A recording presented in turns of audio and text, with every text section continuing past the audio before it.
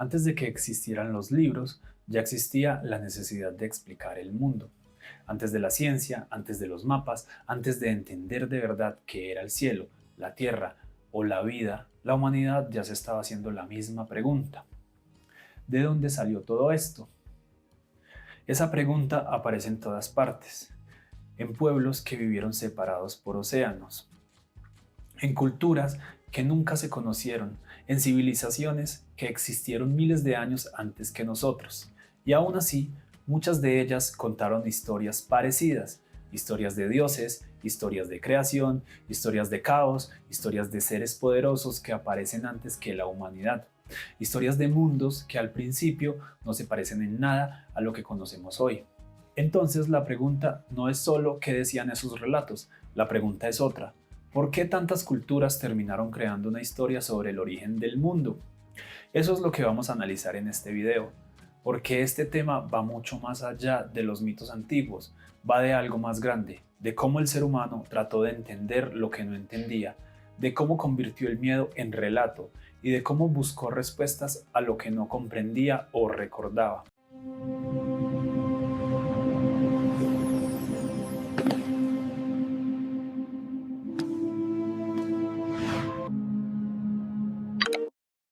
Hoy tenemos ciencia, tecnología, satélites, telescopios y cientos de respuestas para casi todo, pero durante miles de años no fue así.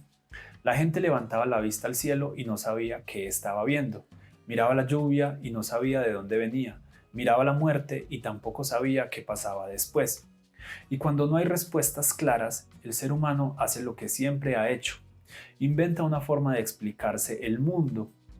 Así nacen los mitos, no como cuentos sin valor, sino como intentos serios de darle sentido a la realidad.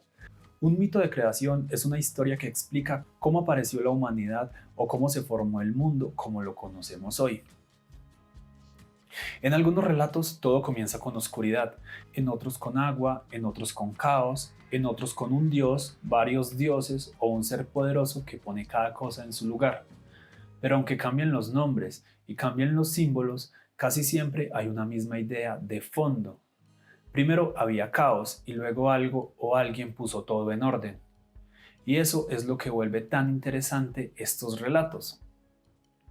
Porque no solo habla del origen del planeta o del universo, también hablan de cómo la humanidad empezó a cuestionar su origen y a darle un sentido espiritual a lo que no entendía. Cuando se comparan mitos de distintas culturas, empezamos a notar que muchas historias repiten una misma estructura. Primero hay un estado extraño, como si todo estuviera sin forma, sin rumbo o sin separación. Después aparece el orden, cielo y tierra, luz y oscuridad, arriba y abajo, agua y tierra firme. Luego aparece un creador, un dios o varios seres sagrados, y al final aparece la humanidad, casi siempre con una tarea, una responsabilidad o un lugar dentro de ese orden. Eso pasa en muchos relatos antiguos. En Mesopotamia, por ejemplo, el mundo aparece ligado a fuerzas desordenadas, como si al principio todo fuera una mezcla sin forma que después tenía que ser puesta en orden.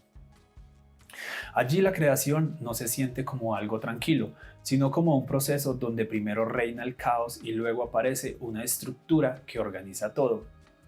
En Egipto, la creación también se relaciona con un momento inicial en el que todo estaba mezclado, sin una separación clara entre las cosas, y poco a poco surge el orden. Es como si el mundo tuviera que salir de una especie de confusión primordial hasta convertirse en algo estable, reconocible y lleno de sentido. En la tradición bíblica, el mundo empieza en oscuridad y vacío, y poco a poco va tomando forma mediante la palabra y la separación. Primero aparece la idea de un mundo sin estructura, y después todo comienza a dividirse, a nombrarse y a ocupar su lugar, como si crear fuera también poner límites y dar sentido a cada cosa.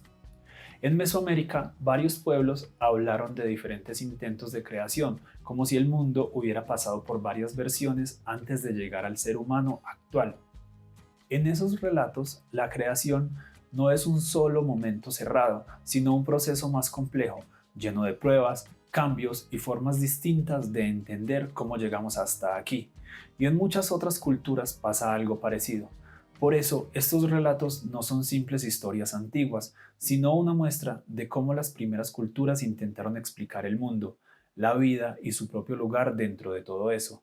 Son una forma de pensar el mundo. Un mito dice mucho más de lo que parece. Habla de lo que una cultura teme, habla de lo que respeta, habla de lo que considera sagrado, habla de cómo entiende la vida, la muerte y el lugar que tiene el ser humano dentro de todo. Y ahí aparece otra parte todavía más interesante.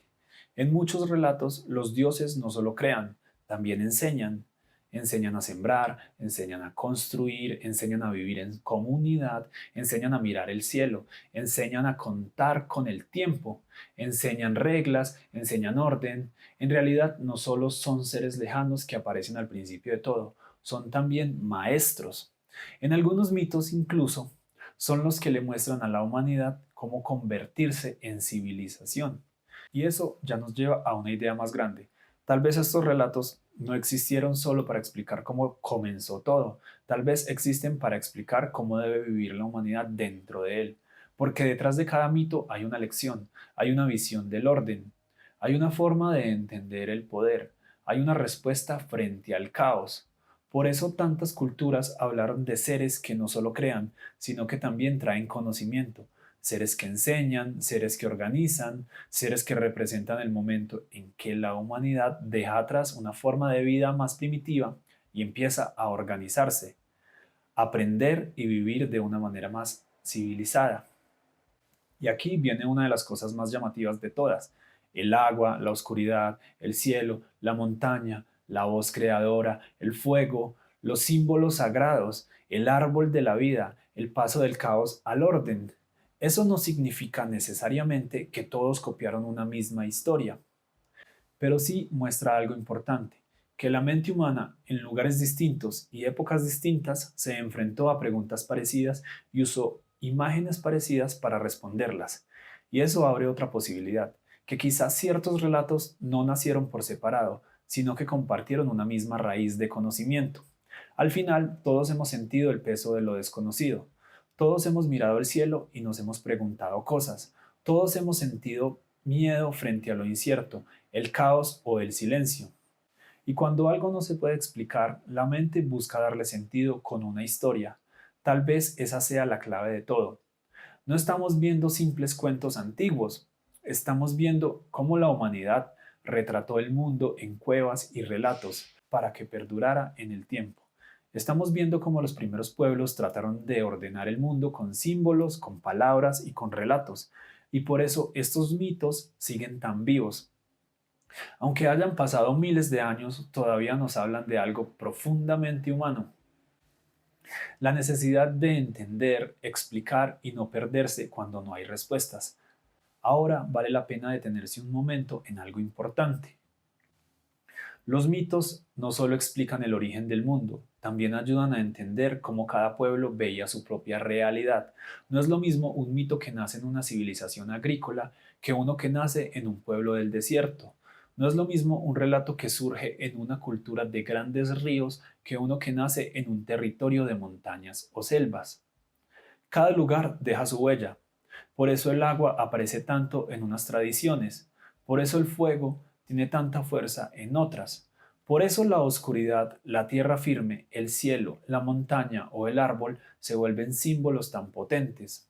La naturaleza no era solo paisaje, era parte del pensamiento, era parte de la explicación del mundo. Y por eso, cuando un pueblo trataba de contar su origen, no hablaba solo de dioses que venían del cielo. Hablaba de lo que veía todos los días, hablaba de la lluvia que caía, del río que alimentaba, del sol que daba vida, de la noche que traía miedo, de la tierra que sostenía todo. Ahí está la fuerza de estos relatos. No nacen en el vacío, nacen de la experiencia humana frente a un mundo que parecía demasiado grande para entenderlo de golpe. Y si vamos más allá, vemos que muchas de estas historias también servían para organizar la vida en sociedad. Porque un mito no solo contaba cómo había comenzado el mundo, también marcaba cómo debía vivir la gente. Dice quién manda, dice qué es sagrado, dice qué está bien y qué está mal, dice por qué hay normas, dice por qué hay líderes, dice por qué hay rituales. ¿Por qué hay una relación entre el ser humano y algo más grande que él? Por eso, en muchas culturas, los mitos estaban ligados a templos, sacerdotes, reyes y formas de autoridad. El origen del mundo y el origen del poder muchas veces van juntos. Si un dios creó todo, entonces el orden también viene de arriba. Si un dios enseñó a vivir, entonces la sociedad tiene una base sagrada. Si unos seres divinos trajeron conocimiento, entonces estamos hablando de un conocimiento muy valioso. Es algo que viene cargado de sentido, y ahí es donde el mito se vuelve mucho más que una historia. Se vuelve una forma de organización del mundo, una forma de decir, así son las cosas, así deben ser y así debemos vivir dentro de ellas. Ahora, al reunir todo esto, se entiende por qué tantos pueblos distintos terminaron con relatos parecidos. No porque contaron exactamente lo mismo, sino porque detrás de esos relatos podría haber existido una misma fuente de conocimiento. Todos observaron lo mismo, todos sintieron temor ante las mismas fuerzas y todos buscaron respuestas en una historia que diera sentido a lo que veían. Y quizá por eso los mitos de creación siguen siendo tan poderosos, porque aunque ya tengamos ciencia y explicaciones modernas, la pregunta profunda sigue ahí.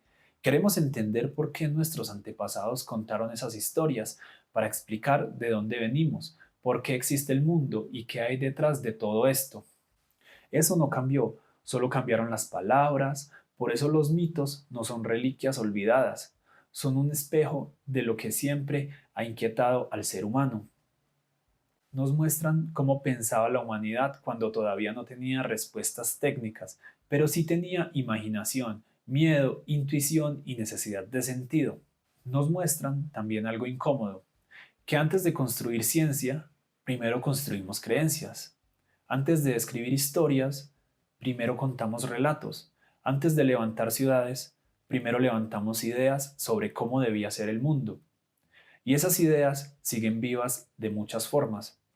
A veces en la religión, a veces en la cultura, a veces en la política, a veces en la manera en que explicamos lo que no entendemos, a veces en la necesidad de creer que todo tiene una razón.